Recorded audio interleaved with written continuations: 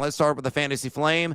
Under 60% started Yahoo leagues at wide receiver. You're going to roll the dice in Vegas, aren't you? Who do you like? Brad, I am, because great minds think alike, man. We're both, I like your guy too, but I'm going to go with Jacoby Myers, who's been a disappointment in each of the last 3 games against Washington, even the Bears, and then the Colts. He scored 9.3 PPR points or less in each of those outings. But I do like that he's got 13 targets in his last 2 games against Chicago and Indianapolis. And now you got Brock Bowers, who's still banged up with that knee injury. And I think this is a really good matchup for Jacoby Myers going against the Tennessee Titans. Right now, they're number 8 in most fantasy points allowed to opposing wide receivers.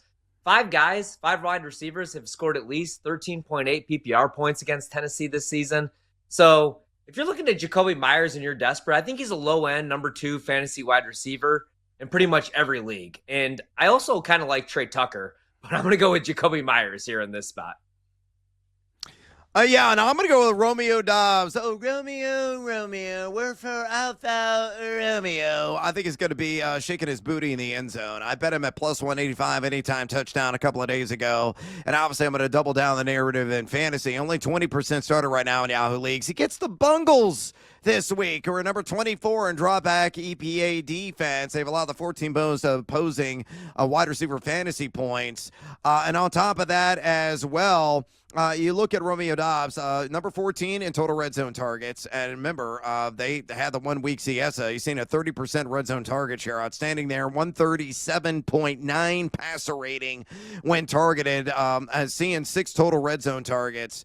Taylor Britt and Hill is going to get a mixture of those guys, where they lines up in the slot or outside. Combined, those DBs have given up a god-awful 78.7% catch rate, 379 yards, and 4 scores. Dobbs finds the end zone.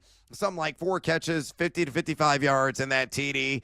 It'll get the job done in fantasy. Flip side of the coin, talk about a guy that is over 50% started. It's going to be a letdown, either wide receiver or tight end. Who do you got?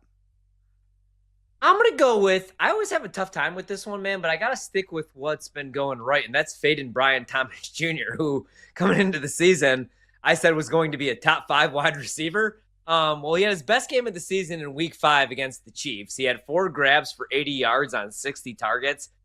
He had 12 PPR points only, though. So that's where we're at right now with Brian Thomas. And 12 PPR points, man, if you look at his ADP, that's not where we want to be. And now he's going against Seattle. They're number 12 right now in fewest fantasy points allowed to opposing wide receivers. Their secondary, I think, is only going to continue to get better. So I'm going to fade Brian Thomas Jr. again this week for Jacksonville. Yeah, totally understand it. I'm going to fade Garrett Wilson. Why? You're going to get old Patrick Surtain and a whole lot of shadow coverage in my mind. The Denver Broncos is a collective number 4 in dropback EPA defense.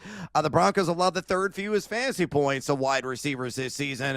You look at Surtain specifically. Yeah, he's given up a 65.2% catch rate, but only an 85.6 passer rating and 10.6 yards per catch. Wilson is getting force-fed 9.6 targets per game off the hand of Justin Fields. He's wide receiver 15 in total air yards. He's gone over 70 plus in 4 or 5 games.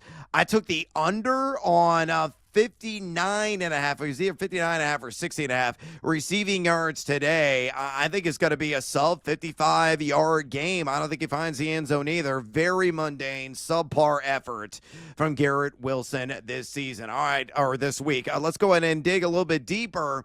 A shocker special at wide receiver or tight end has to be under 15% started in Yahoo leagues. Horvat, who's your pick? Okay, so last night in our fantasy draft, I screwed up a couple different times. Monty went with my guy. I wanted to go with Monty's guy, but I meant to say Harold Fannin Jr., and you made a great point, obviously, Brad. David Njoku in English is still there, but I think that, like, right now, him and Dylan Gabriel are on the same wavelength, man. You got a rookie quarterback. Dylan Gabriel throws his first touchdown pass of his career to Harold Fannin. So I think they're going to get him more and more involved. He's going against the Pittsburgh Steelers in this matchup. I think he scores again. So if you're really desperate, man, I like Harold Fannin Jr. Yeah, it's a great call. Actually, I'm starting him in a 16-team league. I'm Hey, not really desperate, but he's been quite serviceable for me, to say the least. I'm going to go back to Denver Broncos. I'm going to feature Troy Franklin. Only 7% started. I think you're going to see some hot duck-to-duck action. Both him and Bo Nix went to Oregon. You're facing the Jets. They're a single-engine Cessna on defense, number 32 in dropback, EP80, giving up 7.65 pass yards per attempt, the 11th most fantasy points to the wide receiver position, 11 of those wide receiver yards as well. And two, you look at Franklin's been decent this year at times, 6.8 targets per game. He's wide receiver 8 in total yak, wide receiver 11, and average yards of separation per target. I also bet on him on the over at 36.5 receiving yards. That number's jumped by 3 yards. It's at 39.5. Hell, I may play him in the alt market at 50 plus, to be honest with you, because he's going to get Brandon Stevens and Malachi Moore in coverage. Stevens is giving up a 129.2 passer rating. Malachi Moore, 118.8. So no matter if he lines up outside or in the slot, he splits that action. I think Troy Franklin's going to eat. Again, 50 plus, a touchdown, very much within reach here in week 6.